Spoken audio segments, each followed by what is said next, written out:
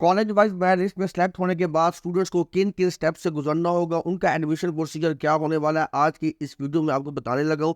ये वीडियो लिहाजा आप लोगों ने पूरी देखनी है। इसमें मैं आप लोगों को जो अपडेटेड जो यूएचएस की गाइडलाइंस है उनके हिसाब से मैं आपको बताने जा रहा हूँ। इस वीडियो के एंड तक जरूर देखिएगा, आपको आपके तमाम सवालों का जवाब मिल जाएगा। कौन से डॉक्यूमेंट होने वाले आपको ज़रूरत, फीस प्रोसेस क्या होगा, कहाँ से चलान फॉर्म को आप लोग डाउनलोड कर सकते हैं, और कौन से कॉलेज में आप लोगों ने किस कौन से डॉक्यूमेंट्स लेकर जाने होंगे, ये सब कुछ मिलेगा आपको आज की इस वीडियो में। चलते हैं वीडियो की तरफ। सबसे पहले आपको बताता हूँ, यूएचएस ने अपनी वेबसाइट के ऊपर एक इंपॉर्टेंट नोट जारी किया है मेरिट लिस्ट के साथ साथ। अगर वहाँ पर आप लोग देखेंगे स्क्रीन के ऊपर, वहाँ पर लिखा होगा कि ये जो सिलेक्शन लिस्ट थी ये बेस कर रही है अपडेटेड फाइनल लिस्ट की बेस के ऊपर। इसके अलावा सिलेक्टेड कैंडिडेट्स को जो है अपना फी चलान डाउनलोड करना होगा। कहाँ से, ये एड्रेस दिया हुआ है public.uhs.edu.pa के। मैं आपको प्रैक्टिकली करके भी दिखा देता हूँ कहाँ से आप लोगों को ये चलान फॉर्म मिल सकता है। आप लोग जैसे ही इसके ऊपर क्लिक करेंगे, यहाँ पर आप लोग क्लिक करेंगे प्रीवियस मेरिट लिस्ट के ऊपर, तो वहाँ पर आपको पंजाब पब्लिक मेडिकल की जो पोर्टल होगा वो ओपन हो जाएगा, जहाँ से आप लोगों ने अपना फीस चलान को ओपन करना होगा। इसके अलावा अगला स्टेप हम देखते हैं कि यूएचएस की तरफ से क्या हमें मौसूल हुआ है। वो ये है कि आप लोगों ने 20 डेट से पहले पहले अपनी जो फीस है वो भी सबमिट करनी है, और आप लोगों ने अपना जो रेस्पेक्टिव मेडिकल कॉलेज है जहाँ पर आपका एडमिशन हो रहा है वहाँ को आप लोगों ने पर्सनल विजिट भी करना है। यहाँ पर बच्चे काफ़ी ज़्यादा पूछ रहे हैं कि इसका मतलब क्या होता है, mark they are joining in return form. इसका मतलब ये है कि आप लोगों के यूएचएस की वेबसाइट के ऊपर यहाँ से अगर आप लोग देखेंगे तो ये रेड में लिखा हुआ है, इसको अगर आप लोग जो है डाउनलोड कर लेंगे इस फॉर्म को, ये जो लिखा हुआ है इस फॉर्म को आप लोगों ने डाउनलोड करना है। ज्वाइनिंग रिपोर्ट है इसका, इसको आपने डाउनलोड कर लेना। ये आपको सामने मैं आपको शो कर रहा हूँ स्क्रीन के ऊपर, इसको डाउनलोड कर लें। डाउनलोड करने के बाद आप लोगों ने इसका प्रिंट लेना है। प्रिंट करने के बाद आपने इसकी तमाम इंफॉर्मेशन को फिल कर लेना है। अगर कोई चीज़ समझ में नहीं आती तो आप मेडिकल कॉलेज में पहुंच कर भी फिल कर सकते हैं, जरूरी नहीं कि आप घर बैठ के इसको फिल करें। आप लोग मेडिकल कॉलेज में जाकर भी फिल कर सकते हैं, उनसे किसी से गाइडलाइन लेकर।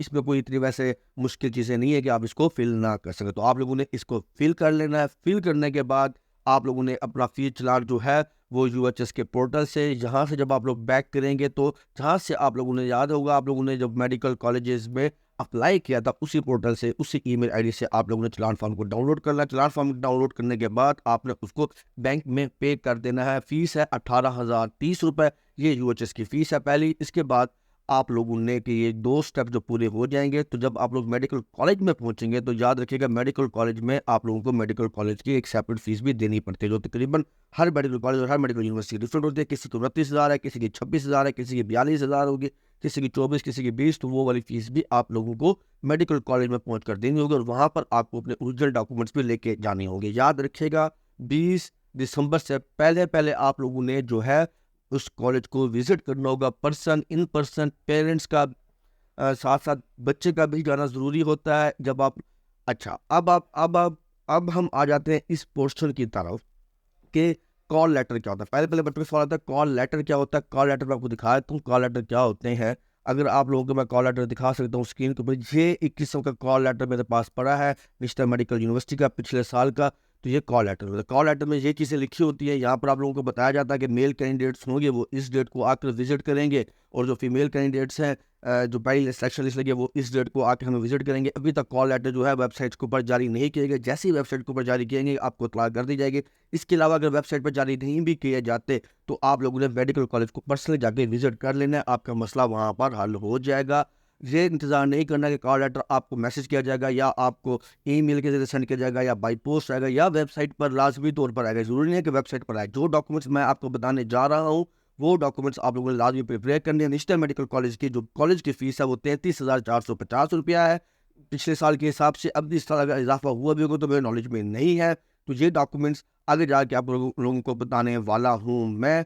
वो डॉक्यूमेंट्स हर मेडिकल कॉलेज में यूज़ होंगे, चाहे आपके पास कॉल लेटर है भी सही या नहीं भी है। इसी तरह आपको बता देता हूँ कोई और, मैं अगर खोल लेता हूँ कॉल लेटर के का कॉल लेटर में खोल लेता हूँ किंग एडवर्ड का कॉल लेटर जैसे मैं ओपन करता हूँ तो यहाँ पर जो मेंशनिंग क्या होता है कि इतने सील नंबर वाले स्टूडेंट्स ने विजिट करना है, और ये उनकी पूरे डॉक्यूमेंट्स की लिस्ट भी दी हुई होती है कॉल लेटर के अंदर। तो कॉल लेटर आपको मेरे ख्याल में समझ में आ चुका होगा कि कॉल लेटर का बेसिक मकसद क्या होता है। उसका मकसद सिर्फ और सिर्फ आपको इन्फॉर्मेशन देना होता है कि आप लोगों ने ये डॉक्यूमेंट्स लेकर जो है वो यूएचएस के ऑफिस को विजिट करना होता है। अब हम आ जाते हैं अपने उस प्रोसीजर की तरफ। मैंने आपको बताया था 2 स्टेप जब आप लोग कंप्लीट कर लेंगे, आप लोगों ने फीस सबमिट करवा दी। दूसरे स्टेप में आप लोगों ने अपने डॉक्यूमेंट्स जो है वो लेकर आप लोग चले गए हैं मेडिकल कॉलेज में। वहाँ पर आपने रिपोर्ट इन राइटिंग कर दिया। राइटिंग का मतलब है आप लोग वहाँ पर फिजिकली अपेयर होंगे। रिपोर्ट इन राइटिंग का मतलब ये होता है। अब डॉक्यूमेंट्स के बारे में बात करते हैं कि डॉक्यूमेंट्स कौन कौन से आप लोगों को जरूरत पड़ने वाले हैं, तो हम डॉक्यूमेंट्स को देख लेते हैं। ये वो डॉक्यूमेंट्स हैं जिनकी आपको जरूरत पड़ने वाली है। आप लोगों को देख सकते हैं स्टूडेंट का सीएनएसी आपके पास होना चाहिए। इसके अलावा आप लोगों के पास पेरेंट का सीएनएसी। ये तमाम डॉक्यूमेंट्स आपके पास ओरिजिनल भी होने चाहिए और इसके तकरीबन 5-5, 6-6 फोटो कापीज आप लोगों ने करवानी होगी। और फोटो कापीज याद रखिएगा अटेस्टेड भी करवानी होंगी आपको किसी भी 17th ग्रेड के ऑफिसर से। इन डॉक्यूमेंट्स की आपको फोटो कापी भी लाजमी करवानी होगी। ओरिजिनल फॉर्म में भी आपके पास होना चाहिए। डोमिसाइल होना चाहिए। कम से कम आप लोगों ने 5 से 7 फोटो कापीज करवानी होंगी। मैट्रिक और एफएससी और एमडी कैट का रिजल्ट कार्ड, ये तीनों रिजल्ट कार्ड याद रखिएगा। मैट्रिक और एफएससी का जो रिजल्ट कार्ड होता है ये आपके आईबीसीसी से अटेस्टेड हो चुका हो। अगर आईबीसीसी से अटेस्टेड नहीं भी है तो आप लोग जल्दी से बोर्ड ऑफिस में जाकर अपनी फोटो कापी लेकर जाएं बोर्ड के ऑफिस में। वहां से पर्सनल वेरिफिकेशन करवा लें जो कि आधे घंटे में हो जाती है बोर्ड से। तो आप अपने बोर्ड को विजिट करें, वहां से मैट्रिक और एफएससी के रिजल्ट कार्ड को पर्सनल वेरीफाई कराकर आप ये मसला जो है आईबीसीसी वाला इसको भी हल कराया जा सकता है। इसके बाद आप लोगों को प्रैक्टिस सर्टिफिकेट भी अपने कॉलेज से बनवाना होगा। उसके ओरिजिनल के साथ आपको फोटो कापीज भी प्रोड्यूस करनी होंगी। और फोटोग्राफ, आप लोगों को फोटोग्राफ जरूरत पड़ने वाले हैं। ये इसकी तादाद बहुत ज़्यादा होनी चाहिए। आपके पास अभी से 24 से 30 फोटोग्राफ होने चाहिए, जो जिसमें से आपके 12 से 15 फोटोग्राफ जो हो वो अटेस्टेड हो बैक साइड से, और 12 से 15 आपके नॉन अटेस्टेड फोटोग्राफ भी होने चाहिए। दोनों सूरतों के फोटोग्राफ आपके पास मौजूद हो। हर मेडिकल कॉलेज की अपनी रिक्वायरमेंट होती है। कहीं पर आपको 6 फोटोग्राफ चाहिए होंगे, कहीं पर 4, कहीं पर क्या। बोर्ड माइग्रेशन सर्टिफिकेट, मैं जैसे कि पिछली वीडियो में बता चुका था, बोर्ड माइग्रेशन सर्टिफिकेट ये होता है कि अगर कोई फेडरल बोर्ड का स्टूडेंट है, सिर्फ फेडरल के बोर्ड के स्टूडेंट या किसी और प्रोविंस से स्टूडेंट्स हैं बड़े, अगर वो किसी मेडिकल कॉलेज में एडमिशन ले रहे होते हैं पंजाब के, तो उनको माइग्रेशन सर्टिफिकेट अपने बोर्ड से बनवाना होता है। जितने भी स्टूडेंट पंजाब के बोर्ड से एफएससी कर चुके हैं उनको इस सर्टिफिकेट की ज़रूरत नहीं पड़ती। अब डॉक्यूमेंट्स वो जिनकी आपको फोटोकॉपी नहीं करवाना होती वो ये है आप लोगों के मेडिकल सर्टिफिकेट। आपको इसका डॉक्यूमेंट की फोटोकॉपी नहीं करवानी होती, ये ओरिजिनल देना होता है। एफिडेविट हो गया, श्योरिटी बॉन्ड सिर्फ उन स्टूडेंट्स के लिए होता है जो डिस्ट्रिक्ट कोटा की सीट्स पर अप्लाई करते होते हैं। ठीक हो गया। फीस चलान जो आप लोगों ने बैंक में 18,030 रुपये का पे किया था वो वाला फीस चलान, और साथ आपने जो कि आपका फीस चलान जो था जो आप लोगों ने पे किया है यूनिवर्सिटी के कॉलेज की फीस के साथ, वो वाला फीस चलान आप लोगों को प्रोड्यूस करना पड़ेगा at the time of admission. अब आपको बताता हूँ कि ये डॉक्यूमेंट्स जो है आप लोगों के बनेंगे कहाँ से। ये मेडिकल फिटनेस सर्टिफिकेट हो गया आपका, और आपका हो गया कौन सा डॉक्यूमेंट आपके पास था, ये जो एफिडेविट हो गया, और आपका जो ये डॉक्यूमेंट है medical fitness certificate, document surety bond. और ये डॉक्यूमेंट देखिए ये मेडिकल सर्टिफिकेट है आपका।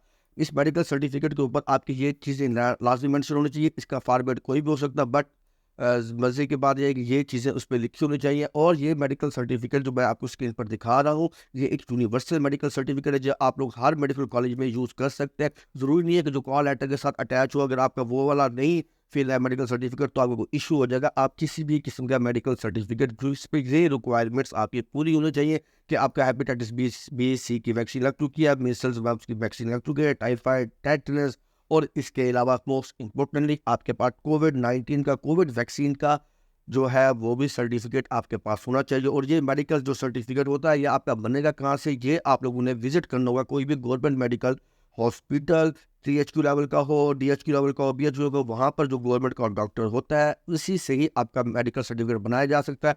आप लोग प्राइवेट क्लिनिक पर भी जा सकते हैं, मगर सिर्फ उस सूरत में अगर वो डॉक्टर जो है वो रजिस्टर्ड है PMDC से, किसी चाइना वगैरह के डॉक्टर से आप लोग ये नहीं बनवा सकते। जो पाकिस्तान मेडिकल डेंटल कमीशन से रजिस्टर्ड डॉक्टर होगा जिसके बाद PMDC का रजिस्ट्रेशन नंबर होगा, उसको वहाँ पर मेंशन करना पड़ेगा, उसकी यहाँ पर सिग्नेचर और स्टैम्प भी होगा, तो उनसे आप लोगों ने ये जो है अपना मेडिकल सर्टिफिकेट बनवाना है। अब हम आ जाते हैं एफिडेविट के ऊपर। एफिडेविट जो मैं आपको यहाँ पर शो करने जा रहा हूँ, ये एफिडेविट मैं अभी आपको निश्तर मेडिकल का निश्तर का जो था वो एफिडेविट आपको शो करता हूँ। निश्तर मेडिकल यूनिवर्सिटी की तरफ से ये वाला जो है मेडिकल फिटनेस सर्टिफिकेट जारी किया गया था। ज़रूरी नहीं है कि आप लोगों ने ये वाला ही बनवाना है, आपको जो मैंने फॉर्मेट दिखा दिया है वो यूनिवर्सल फॉर्मेट है, आप लोग वो वाला भी यूज़ कर सकेंगे, कोई इशू नहीं होगा। अब जो है सबसे इम्पोर्टेंटली वो आप लोगों के लिए है आप लोगों के कॉल लेटर का जो इंपॉर्टेंट पार्ट आ रहा है एफिडेविट। ठीक हो गया। एफिडेविट आप लोगों को कचहरी से जाके बनवाना होगा।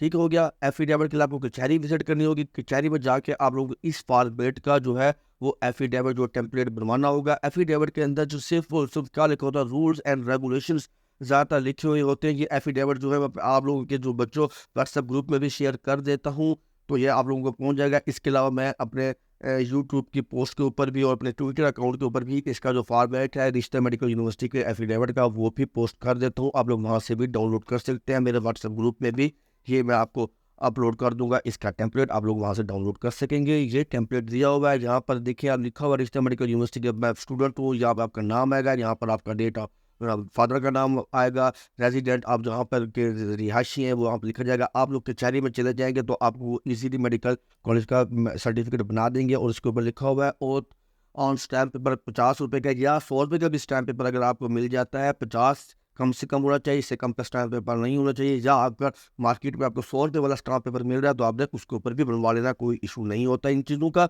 इसके अलावा ये वो कचहरी वालों की है सब चीज़ें, वो आपको ये ऑथ कमिश्नर वगैरह से जो है साइन भी करवा देंगे कचहरी से।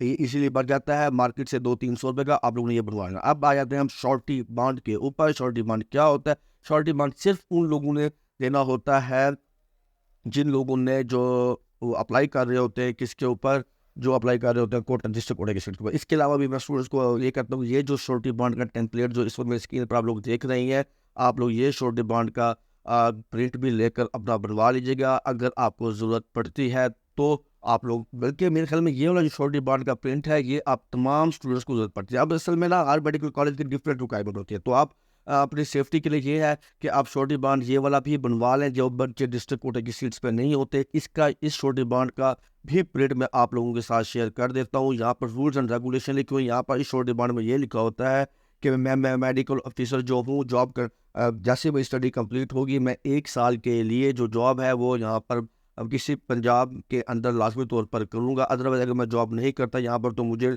जो 30 लाख रुपीज़ जो है वो पंजाब हेल्थ डिपार्टमेंट के अकाउंट में जमा करवाने होंगे।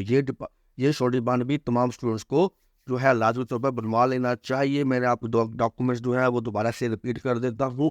डॉक्यूमेंट्स में आपको दोबारा से रिपीट करने जा रहा हूँ, आप लोगों ने दोबारा से इसको देख लिया। Student CNSC, parent CNSC, domicile, matric FSC MD का result card, character certificate, passport photograph और इसके अलावा बोर्ड माइग्रेशन सर्टिफिकेट सिर्फ वो स्टूडेंट जो फेडरल के बोर्ड से थे, और ये document medical certificate, affidavit, surety bond और फी चलान वगैरह ये आप लोगों के पास लाजमी तौर पर होने चाहिए। मैंने आपको जो है आपका एफिडेविट, आपका तमाम जो डॉक्यूमेंट्स जो आपको ज़रूरत है श्योरिटी बॉन्ड वगैरह के वो आपको स्क्रीन पर दिखा दी है। इसके अलावा UHS की अगर हम प्रॉस्पेक्टस को देखते हैं जो इस वक्त हमारे पास अगर मौजूद भी हो, तो मैं UHS की प्रॉस्पेक्टस को अगर अपने पास डाउनलोड कर लेता हूँ तो मैं वहाँ पर आपको दिखा सकता हूँ। एक श्योरिटी बॉन्ड वहाँ पर भी दिया हुआ है। वो श्योरिटी बॉन्ड किस लिए है? वो श्योरिटी बॉन्ड है उस तमाम स्टूडेंट्स के लिए जो डिस्ट्रिक्ट कोटा की सीट्स के ऊपर अप्लाई करने जा रहे हैं। ये श्योरिटी बॉन्ड उन स्टूडेंट्स के लिए दिया गया है। उन स्टूडेंट्स ने ये श्योरिटी बॉन्ड लाजमी तौर पर सबमिट करवाना होगा। देख लें यहाँ पर लिखा हुआ है एफिडेविट स्पेसिमम, और ये surety bond only for those students who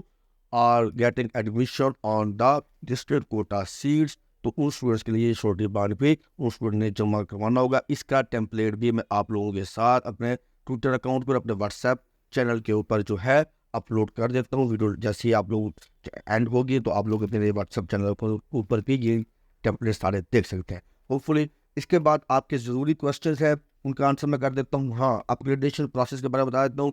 अब जैसे पहली लिस्ट लगी है, इसके बाद दूसरी मेरिट लिस्ट में आप लोगों के जो है मेडिकल कॉलेज अपग्रेड होंगे तो आप लोगों को उसी कॉलेज में दोबारा ट्रांसफ़र कर दिया जाएगा। मगर उसके लिए ज़रूरी होगा कि आप लोगों ने जो उसी मेडिकल कॉलेज में दोबारा जाकर वहाँ पर लाजमी रिपोर्ट करना होगा। अगर इनकेस आप लोग वहाँ पर रिपोर्ट नहीं करेंगे तो आपका एडमिशन कैंसिल कर दिया जाएगा।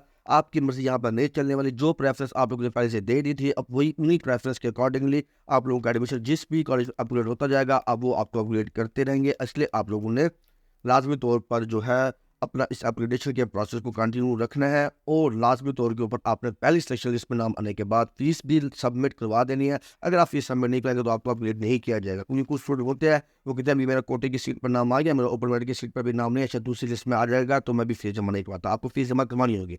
फीस जमा करवाने के बाद जब दूसरी लिस्ट में आपका अपग्रेड हो जाएगा तो उसका प्रोसेस क्या होगा? उसका प्रोसेस ये होता है कि आप लोगों ने अपने उस मेडिकल कॉलेज में जहाँ पे आपने एडमिशन ले लिया था वहाँ पर जाना है, उन्हें कैंसिल एडमिशन करवाना, उनको इन्फॉर्म करना होता है कि मैं अब दूसरे मेडिकल कॉलेज में एडमिशन लेने जा रहा हूँ।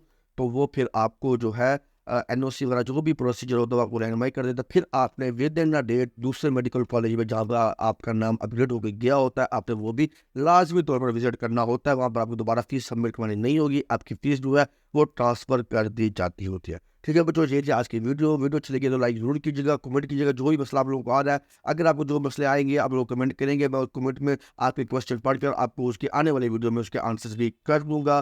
ठीक है, ठीक है बच्चों, ये थी आज की वीडियो। मिलते हैं फिर नेक्स्ट वीडियो में। रखिएगा अपना ख्याल। अल्लाह हाफिज़।